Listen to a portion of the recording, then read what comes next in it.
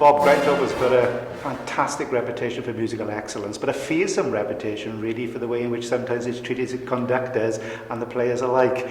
Is it a question of a force of personality when you walk into that band room to make sure that you can impose that on the band to ensure that they play so well? Well, there's two answers to that question. I mean, traditionally, Grindthorpe was, as you say, they've eaten up conductors, but that was in the days when all the players worked at the colliery.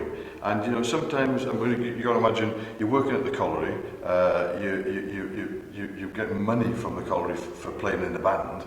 You're gaining no work experience, and then a conductor comes along and starts spot-balling players. If he has to remove a player, then that player's out of his job and his house, because he lived in a co-work house as well. So the players used to stick together and protect players that were maybe getting a little bit older. Now that was in the old days. These days, certainly over the last couple of years, there hasn't been the stability of a musical director there, and so the band manager, Nigel Dixon, has been running the band administratively, but to be honest, the soloists in the band then have been more or less running the band musically.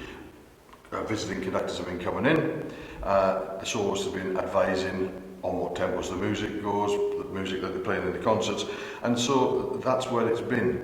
Now, I've come in and I've told them what my vision is. I didn't tell them what they need to do. All I did was said, look, when I was playing in the band, this is what I did. I didn't drink before I played. I always made sure that I was in bed plenty of time before a contest. You know, we've got to make this band room all-encompassing in terms of welcoming people, men and women, into the band room. And so they know what my expectations are of the band. And we've had one or two players leave, but the core of the band is there, and we're looking forward to the Yorkshire Regionals, and I hope we're going to do well. During the time you were calling, of course, you received fantastic support from Gerald Coleman and Bernard Jones with the Bisley Viewing Company. How important do you think that it is that the Grindthorpe band has to have that support put in place as well if it is going to achieve its musical objectives? The band that I took over at Corey were doing probably 3 or 4 concerts a year. And so Bernard Jones, wonderful generosity in terms of his, not just the money they put into the band, but the support that he gave me as well. There'll never be another Bernard Jones. But at that time, Corey definitely needed it, because we wanted to do things like CDs and tours and stuff, but we didn't have any income. We didn't have any income from concerts. Now, Grindthorpe is a completely different animal.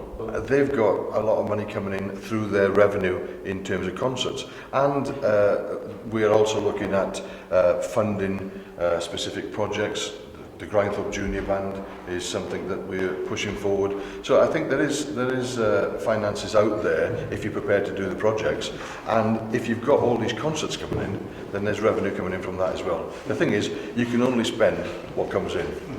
We have the band, Grindthorpe Colliery Band, has had to cut a lot of the money paid to players, but they're still better paid than any other band in Britain. Finally, of course, the future, and what about the aims and objectives for Grindthorpe over the next 1, 2 or 5 years? Is it going to be success again for you conducting a band at the major championships?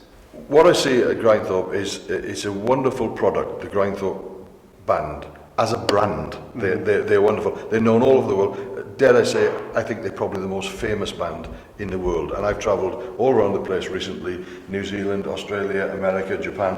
Everyone knows Grindthorpe Colliery Band.